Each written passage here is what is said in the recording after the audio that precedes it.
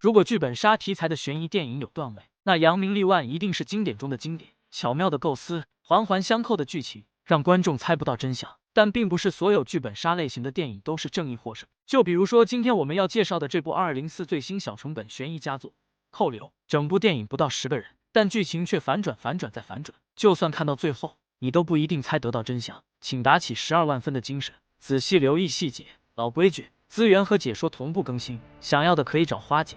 故事要从一次离奇的审问说起。宿醉的小美从睡梦中醒来，刚睁眼，她就发现自己出现在了一个奇怪的房间，桌上还摆放着一副银手镯。就在小美奇怪的时候，一个没有花姐漂亮的女人走了进来。女人亮出腰间的警徽，自称是警局的探员金姐。就在一个昆时前，醉酒的小美开车撞飞了一个无辜的路人。得知自己出了车祸，小美的脸上闪过一丝疑惑，她下意识摸向胸口，结果却发现兜里的东西不见了。就在小美奇怪的时候，金姐拿出了一个黄色的瓶子。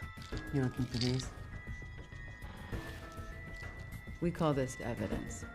We'll keep the Xanax for now. 瓶子里存放的是一种新型面粉，只需要服用1小片，就会让人忘我的兴奋2个半小时。金姐告诉小美，警方已经将她的血液送去了检测。如果小美的血液中含有违禁品成分，那她将被以危害公共安全的罪名被提起诉讼。一旦坐实，她的刑期最低也是10年起步。听到金姐的话，小美整个人都愣住了。可她明明记得自己车都没开，怎么会发生车祸呢？她回想起了昨晚的一幕。昨天傍晚，小美约好去闺蜜丽莎家过夜，因为时间还早，她就跑到城里的酒吧喝了几杯。小美的酒量很好，2瓶威士忌下肚也只是微醺。昨晚自己才喝了不到1瓶，根本没醉，而且离开酒吧的时候自己也没有开车，怎么可能发生车祸？然而金姐却让小美看看自己的额头。奇怪的小美来到卫生间，结果发现额头上的确有一块淤青，甚至就连手臂上都有几处划痕。从淤青和划痕上来判断，这的确像是撞击造成的。看着镜子里的自己，小美不禁有些疑惑，难道昨晚自己真的喝醉了？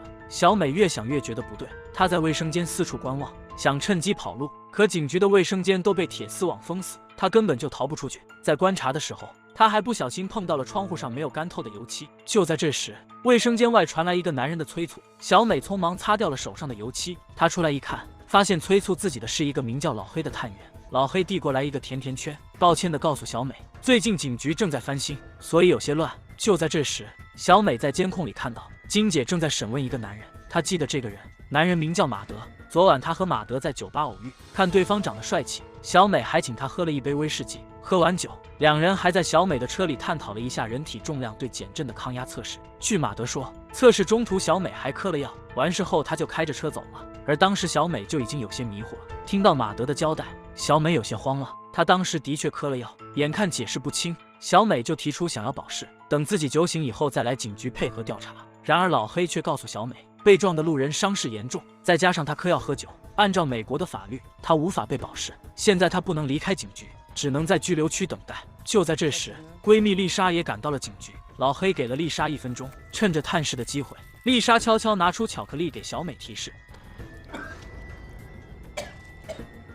丽莎的提示让小美隐隐察觉到了不对，她提出想见律师，金姐也没有拒绝，按照小美提供的号码打给了律师。不久后，一个名叫朴国昌的男人来到了警局，老朴自称就是小美的律师，可小美根本就不认识老朴。原来小美的律师昨天去东京旅游了，老朴是律师的同事，律师委托老朴过来接手案子。在老朴的争取下，小美获得了保释的机会，但前提是警方要拿到医院的检测报告，大概还要等到天亮。没办法，小美只能留在警局等待。可就在金姐押着小美返回拘留区的时候，被关在里面的一个男人和女人突然打了起来。金姐想要制止，可谁知却被男人反过来挟持。慌乱中，小美捡起了地上的配枪，她原本是想帮金姐的，可谁知因为距离太近，子弹竟然打穿了男人，击中了金姐。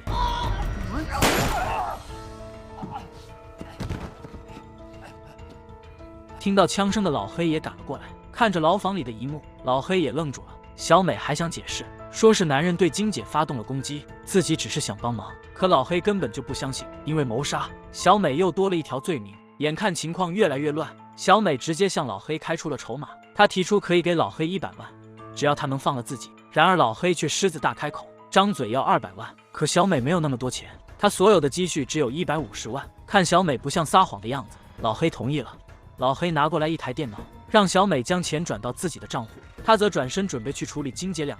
然而就在小美要登录网站的时候，他却听到一旁有接打电话的声音。刚才拘留区的动静这么大，为什么只有老黑过来了呢？就在小美奇怪的时候，他看到了桌上的警徽，警徽上竟然贴着道具的标签。回想起丽莎的提醒，小美瞬间反应过来了情况不对。就在这时，老朴也来到了房间里，看到小美在查看办公室里的电脑，老朴明显有些慌张。紧随其后的老黑刚想说话，谁知小美却突然抢走了他的配枪。然而就算小美手里有枪，老黑依旧步步紧逼。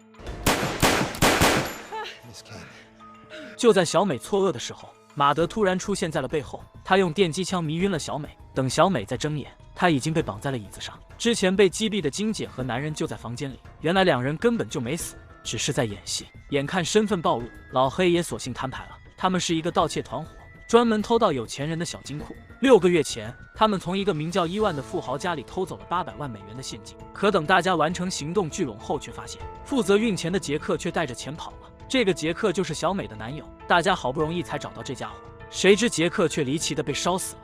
老黑调查后发现，杰克出事前曾找到过小美，而自从杰克死后，小美就突然报复。不用想也知道，那笔钱一定在小美手上。老黑向小美承诺，他们只想拿回那笔钱，只要小美将钱还回来，大家就不会找他的麻烦。然而小美却告诉老黑，钱的确在自己手上，但却不是他所说的800万。杰克出事那天晚上，他急匆匆找到小美，说是被自己的好友追杀，紧接着就交给他一把钥匙。杰克让小美去车站的储物箱取走里面的东西，然后带着东西和自己在加油站碰头。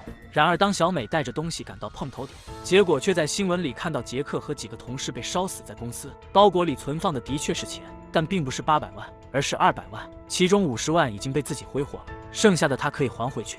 听到小美的话，房间里的众人都愣了一下，他们看向其他人，眼中闪过一丝疑惑。看样子和杰克一起偷钱的还有其他人，房间里的气氛顿时诡异起来。就在大家相互猜疑的时候，金姐想到了一件事，那笔钱是他们从伊万的小金库偷走的。据说这个伊万手段非常毒辣，和他作对的人都会被残忍烧死。难道是消息走漏，伊万盯上了他们吗？听到金姐的推测，房间里顿时安静下来。众人都听说过这个伊万的传说。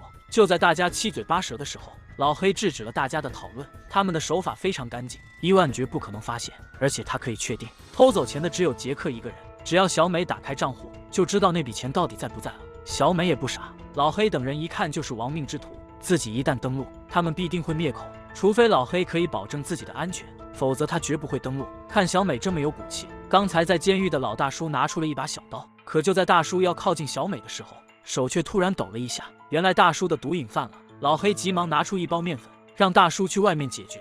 因为小美说自己只拿到了200万，团队里出现了猜疑，大家都怀疑有人出卖了他们。大叔要求老黑必须等自己回来，否则他就翻脸。没办法，老黑只能带着众人离开了房间。可众人没有注意到，就在他们相互猜疑的时候，小美却悄悄捡起了地上的刀片。马德找到老黑，提出想试试来软的，如果小美咬死不登录账户，他们反而会得不偿失。老黑也觉得有道理。老大叔完事后，马德找到了小美，他用人格担保，只要小美肯登录，他就会保护小美的安全。在马德的劝说下，小美有些动摇，她提出想上厕所。马德也没多想，带着小美去了卫生间。在路过大厅的时候，小美闻到了一股刺鼻的油漆味，她忍不住咳嗽起来。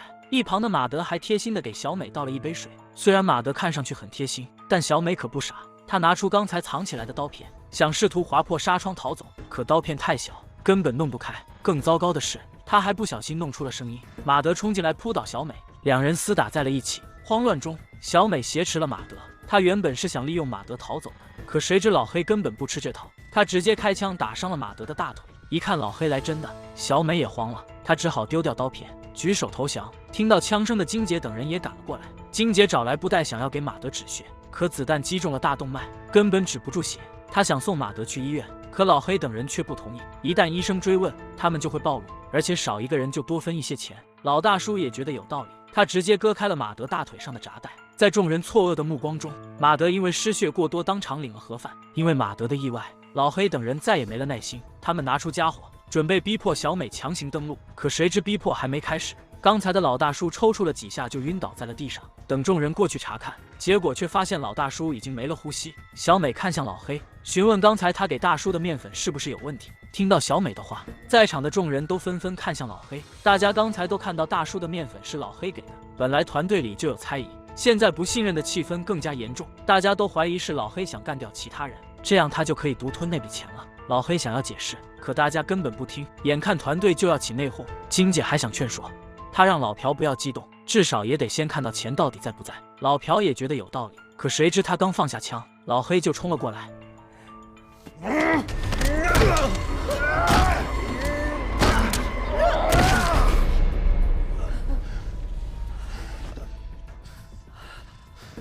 老黑的举动让金姐以为他就是想独吞800万，可看着暴躁的老黑，金姐依旧还抱有幻想，她只想要自己的那份，至于其他的，她全都可以给老黑。金姐原以为自己的退让可以说服老黑，可在刀尖上舔血的老黑深知人心的可怕，他假装同意，趁着金姐回头冲了上去。金姐也不是吃素的，她反手抓住老黑，上去就是一套断子绝孙脚。然而金姐还是太低估老黑的身手了，被连着来了3脚的老黑不仅没事，反而还把金姐逼入角落。一声咔嚓，倒霉的金姐被拧断了脖子。气势汹汹的老黑回到房间，逼迫小美将所有的钱都转到自己的账户上。可谁知小美却看着他，嘴角微微扬起。原来老黑的团队之所以会内讧，全是小美一手策划的。老黑并没有打中马德的大动脉，其实是小美用刀片割开了马德的大腿。而老大叔也不是嗑药死的，而是他趁着上厕所在水里下了毒。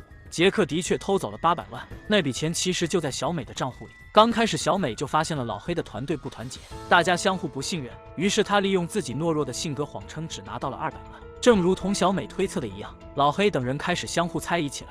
小美只是趁机说了几句话，团队就分崩离析。Fucking bitch!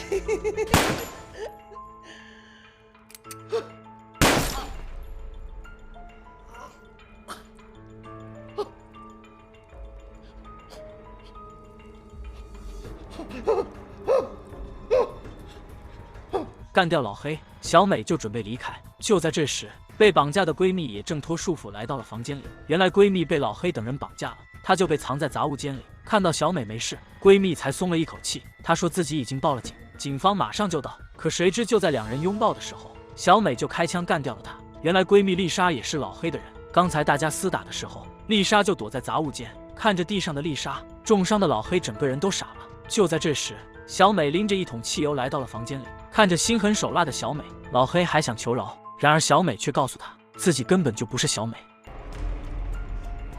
Not my name.